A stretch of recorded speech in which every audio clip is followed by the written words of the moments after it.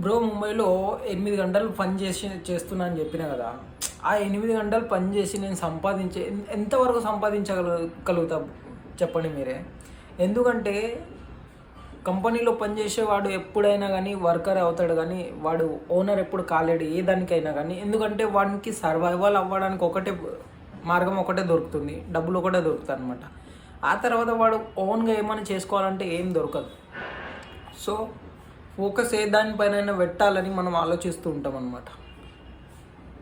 So ఎదగాలని అందరికీ ఉంటుంది, కానీ ఎలా ఎదగాలో కొంతమందికే తెలుస్తుంది.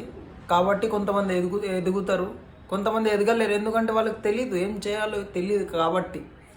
సో మనం ఒక ఆలోచన అనేది ఒక రేర్ ఉంటుంది, అది వచ్చినప్పుడు మనిషి ఎదగడానికి ఎవ్వడే అవసరం లేకుంటుంది, వాడికి వాడే ఎదుగుతాడనమాట.